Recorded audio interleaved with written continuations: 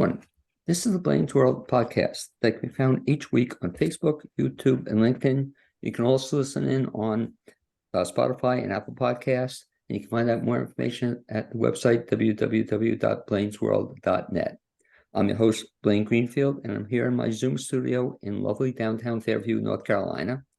I'm speaking with two special guests today who are going to be talking about an upcoming show that I think you all are going to want to see. And my guests are Marcy Gallagher, and hi, Marcy, and Hello. Sarah Kohrs. And Marcy already did it. There you go. You can wave to all your fans and friends who are watching this. And each week, what we do is focus on different things that are happening in the Asheville area and throughout the country. And it's my pleasure to have this special show today because we're going to be talking about an upcoming show that's coming, I guess, next weekend, Marcy? Can you believe it? Okay. And the show is At the Café. And you can see the poster in the background, but it's an amazing story about the show itself in that you just wrote this, Marcy, within the last year or so? Actually, it was 2019. Okay, 2019, but you put it together in the last year. Oh, yeah. It's actually been almost 1 year exactly that you introduced me to Sarah about the music. And your story, I think, is amazing, Marcy, in that you've had about 17 different careers, it seems like, but all of a sudden, after you retired from being an ice cream maker, or whatever, with Kilwins in Asheville, you all of a sudden decided to write a play? How'd that come about?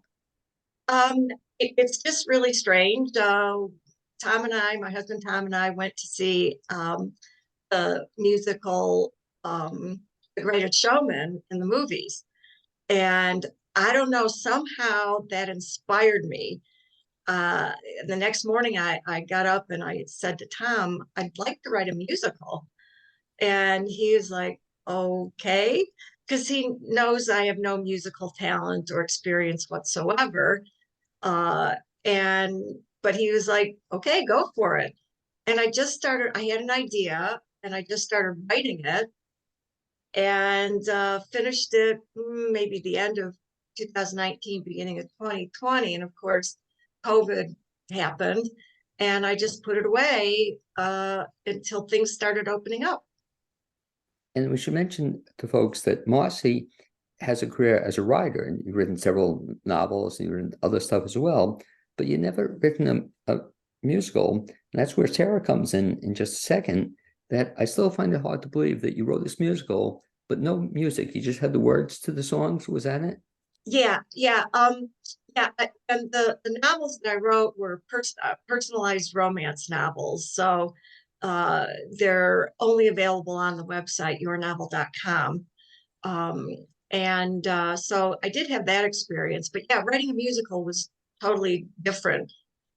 And I don't know, I wrote the lyrics in a kind of a poetry format, kind of, and I could almost hear the songs in my head, but of course with no musical background, so I just knew that at some point in Asheville, I would find somebody who would be interested in writing the music. And I don't know how I felt that way or where that came from. But again, it was like, yeah, that's going to happen. And then serendipity, and you helped me get introduced to Sarah. And we should mention that's, of course, where the amazing Sarah Kohrs comes in. Yes. That I had known Sarah as a musician, very talented musician, singer-songwriter. I think you told me off the air, Sarah, you've written a few songs. Would that be true? Yeah. about how many songs have you written? I'm probably over 200 by now. Wow, can you imagine? But now this, though, you didn't write the song. Somebody had written the song, the lyrics, but you then put it to music. And yes. What was that like? Had you ever done that before? I had never done that before. I had previously always written my own lyrics and the music. And when Marcy approached me with the project, I told her that right away. I said, it sounds interesting, but I've never done anything like that before. And when I looked at the poems, they were so rhythmic. They just already had this internal rhythm and this cadence that really lent itself to song very easily. So Marcy really teed everything up for me. very nicely. It was a lot of fun to work on because of that. What was so cool when you came up with the music is that every song is different, though. In other words, so Marcy had written all the poems, or if you will, the lyrics to the song, but somehow you took each one and gave it a separate twist. Is that kind of what you did? Yes. So I felt that what I could add to what Marcy, this really beautiful play that Marcy had already written, was to sort of color in the words, put a little emotion behind it, do some sonic color, I guess is how I thought of it. And um, my thought, which was different than when I'm thinking about writing just a single song, was that I really wanted to give each song its own, to really bring out what the character is singing and what they're saying and what they're feeling. But also I wanted to kind of tie the whole thing together with different thematic elements and chordal structures and things like that. So it ended up, I think, because I wrote Marcy and I did this in a relatively short period of time. And so there was a lot of spillover. There were a lot of little themes that kept poking their head out in different songs, even though the songs overall themselves were different. So, yeah. And we should talk about the fact what you just mentioned about the time framework of this, because most people, Sarah, come up with a musical or even a show itself, and it'll take several years period of time. But this story came together almost exactly a year from as we're talking now. And Marcy, if you can tell the story about the fact that when you first met Sarah, you kind of gave her this assignment, then you thought she'd take a while, and she knocked your socks off with when she came up with the songs. How quickly did she come up with them? Yeah, well, so I met Sarah through you inviting us to see Sarah and Mark Dumo Kohrs at the then ISIS Music Hall. And I'm sitting there and I'm listening to the songs that Sarah wrote herself. And all of a sudden, the musical came into my view.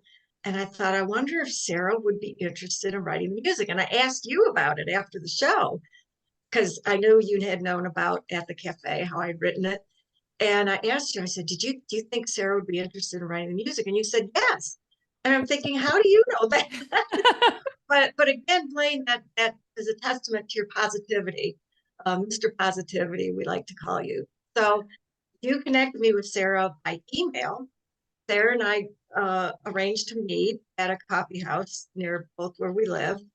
And I told her about the project. And she, again, like she said, I've never done this before. And I said, well, I've never written a musical before. So we're even.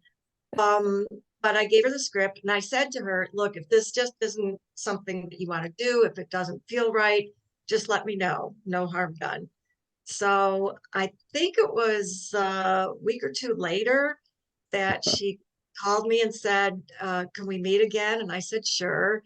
And I didn't know if she was going to hand me the script back and say, this just isn't for me.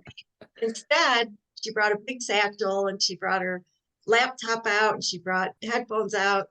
And she had me listen, and she had written the first two songs. And I mean, I was just shocked. Not only had she done it so fast, but they were beautiful. They totally expressed what the lyrics said. And it just confirmed in my head after seeing her and Mark in the show that Sarah's an incredibly talented person. And the fact that she did that in 2 weeks, and then I think it was like a month or two later, they were all done. All 13 songs were done. And again, it was, I don't know how she did it, but she's incredible. So. And even as I you had very good material to work with. but as you're both telling the story, I'm getting a chill out of this, because we should talk about, if you would, Sarah, the process usually isn't that quick, or I should ask you, how long does it usually take you to write a song? It really depends. Some songs come out in like 15 minutes and they're just one thing and they sort of just pop out, and others need a little time to sort of sit and the lyrics don't quite come in the same kind of way. But the more you write, the faster they tend to come. You sort of get the idea of how to structure things. It's like building a birdhouse. After a while, you know where the roof is supposed to go and the floor and the walls, even if the shapes are different sometimes. So it's a similar thing to that. You just get used to the materials that you're working with. And you sort of know how to structure things a little bit better. And that blends speed to you, the process. But still, I think this And is a pretty quick process, though. You could knock out 13 songs in like 2 months. yeah, it was. I have to credit my mom with part of this too, because I went home at one point last year in September, and my mom just keeps her house very beautiful. Like it's a really beautiful space and is very clear. And when I'm in that kind of a space, it's really easy to work. It's really easy to not be distracted by what's around me and to just kind of let this beautiful space kind of be a channel for the music. So that was definitely a part of what happened. And we'll give a shout out to your mom. Your mom's name is Michelle. Michelle. It's almost too bad. I don't know. Does she sing as well? Not usually. My parents used to when I was a kid, and they both kind of got quiet as we got older. But it's almost too bad Michelle's not in the area, or we could have made her one of the people in the show, Marcy, Right. since she had a part in playing it. And that kind of segues perfectly into talking about the show itself. So we kind of got the songs and how they got written. So at the cafe, if you would, Marcy, kind of a Reader's Digest version of the show. What's it about? It's about 4 middle-aged women who are grappling with the aging process as well as their own individual challenges. Um, in middle age, we are facing challenges of our bodies changing, entering retirement possibly, or a new career, or a parent who is ill, and being caregivers. So there are certain circumstances that we can all relate to that these women are going through, and then it's a story about their friendship and how, as friends, they bolster each other, but they also get together and just complain about everything that's going on. So it's a story about friendship and aging. Would you say any of this is autobiographical? In part, I mean, obviously I went through middle age. I'm a little beyond that right now, but and obviously I saw and I heard as my friends were talking about different things going on with us. And so there was definitely a theme that was uh, given to me by my life experience and dealing with middle age and friends and things like that. Age-wise, who do you see should see this? Who's it appropriate for? Anybody but children, because there are some adult mature themes and songs and lyrics. So obviously anybody in middle age will be very relate to it. Us who are a little bit past it can relate to it because we can say, "Oh yeah, I remember when." And then people coming up to middle age, and it's like because there's a positive message at the end. And so instead of thinking of middle age as, yeah, I'm going to be past my prime, I'm older, I'm not going to be worth anything, it gives a positive spin to it at the end. And I think one of the things you put together with the help of your director, and we'll talk about her in a second, is you put together this, I think, phenomenal cast that'll be telling the story. And I don't know if people can see it in the background, this great poster that Marcy has with the cast in the poster itself. But describe or talk about the cast, Marcy, if you would. Yes. Well, we have Karen Covington-Yow, who has been acting and singing for years and years and has been in numerous plays and musicals. Very talented. Madison Brightwell, who is also a seasoned actress and singer. And every one of our actors in this musical has experience and talent.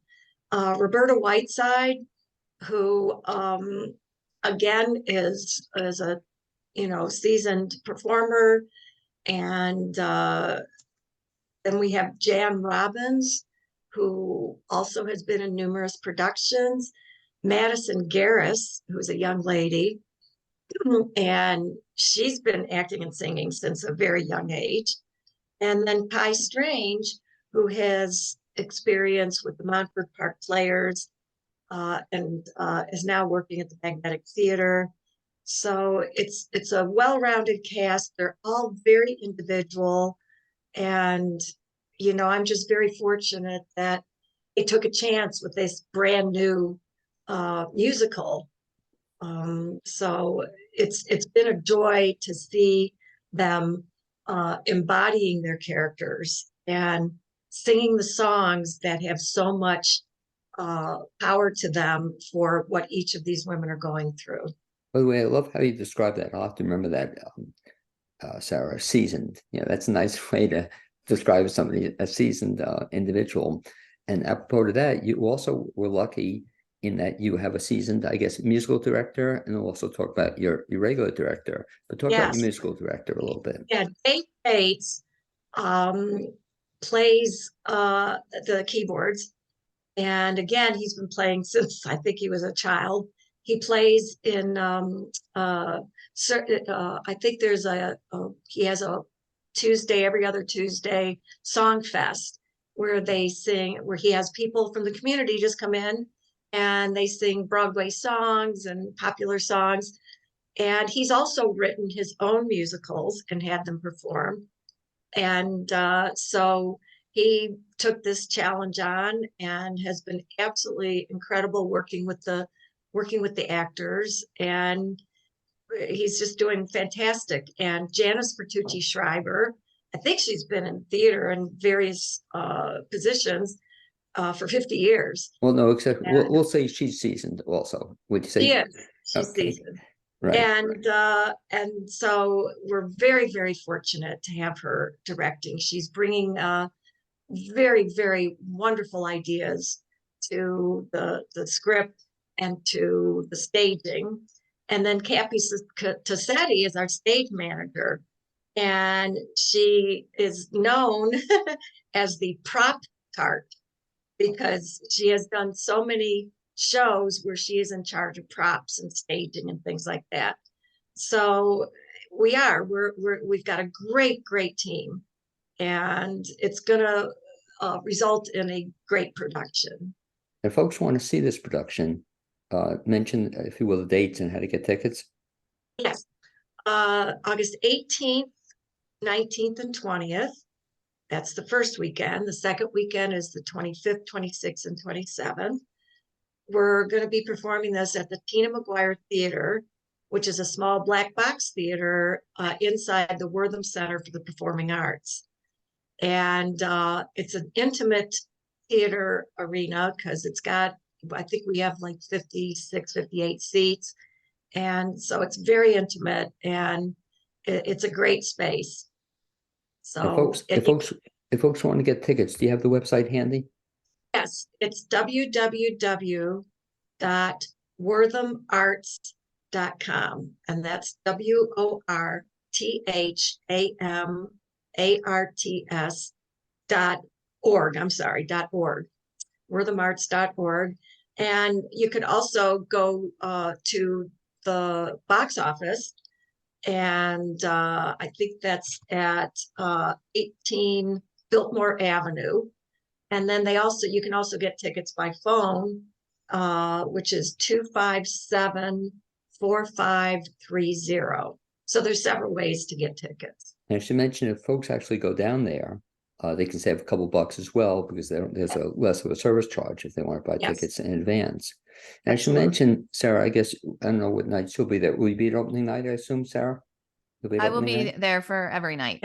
Every night. Are you really? Yeah. Okay, very nice.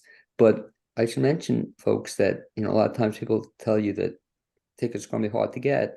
But already, this was like a week before, we already have a bunch of tickets sold. There aren't all that many tickets, especially for certain nights. So if you want to see this wonderful new musical at the Café, please get your tickets in advance because you're in for a treat if you're going to if you want to see this show. And Marcy and Sarah, if it's okay with you, what I think I'll do is I'll include with the description one of the clips to the show, the one we were showing on Facebook.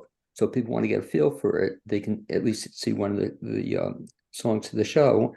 And it's just amazing that you guys put it together, and especially in the time frame where you put it together. You mentioned a year ago you kind of got serious about put it together. So you've done this whole thing in a year, would you say? Yeah. Okay. Yeah. I mean, the script was done, but it has gone through some changes. And I'd like to shout out CJ Breland, Please. Yeah. who is a dramaturge, who is somebody who takes a new script and really takes a deep dive into the characters and the scene, flow. And she took the job of just going through this, and she made some wonderful, wonderful suggestions and recommendations. So I had the script, and it was just a matter of where do we hold it, who do we get to cast in it. There's a lot of business aspects to putting on this kind of production. I wanted to form an LLC. I copyrighted the script, and Sarah and I copyrighted all the music. So, and then, opening a bank account for the business. And so there's a lot of business aspects to this too, which in the background takes some time. It was developing the program and having it printed, and it's just a lot of minutia, a lot of details that need to be taken care of throughout the production process. So let me ask you both then. I'll start with Sarah. That this is the first time you've written lots of individual songs, but first time you've ever been involved in musical. Do you see yourself ever doing this again? I would love to do it again. I had so much fun writing those songs and working with Marcy. And what Marcy didn't tell when we met, we spoke and we had coffee and it was really nice. And she was asking if I wanted to be part of the project. I had already decided, I was already a yes before I'd even read the script, because Marcy is just so positive and energetic and just brilliant. She's fun to work with and she keeps things moving. And then when I read the script, I found myself having very strong reactions to what the characters were doing. I was like, why are they doing that? Oh no, wait, yes, that's a nice thing, So yes, So I would do it again in a heartbeat. and And aside I from have to say, sorry, Blaine, but I have to say, we have developed a wonderful friendship, Sarah and I, and working with her was so fabulous because she was also enthusiastic about this. And for somebody to take on this kind of a project, I thought was very courageous. And again, it just really speaks highly of her talent as a musician. So kudos to Sarah, because this wouldn't be happening now if it wasn't for Sarah's music. And since the story is told through the music was so important, and Sarah just nailed it every step of the way. and the same question to you, Marcy, in terms of after this is done, I don't want your husband to hear this, but do we have next plans for a next show or a next musical, or you have anything in the works? Oh, well, not in the works yet. Tom did say, Marcy, you can't start another one until this one's finished. And I agreed.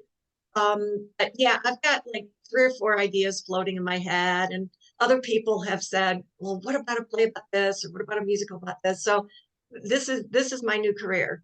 At 70 years old, it's my new career because it has been an amazing learning experience. It's a wonderful creative outlet. And I encourage anyone who's middle-aged, before middle-aged, after middle-aged, senior, to explore new things and doing new things and exploring your creativity and seeing where it takes you. It doesn't have to be a play that's produced. It can be anything, but it sure breathes life into this daily existence of being beyond middle-aged, retired. There's no retirement for this person.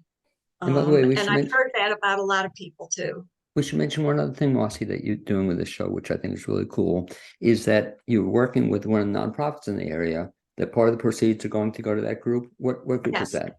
Yeah, it's called Hope Chest for Women, and it's a nonprofit in Western North Carolina to provide financial assistance to women who are going through breast or gynecological cancer, who are having trouble affording treatment, their bills, getting to and from their treatments.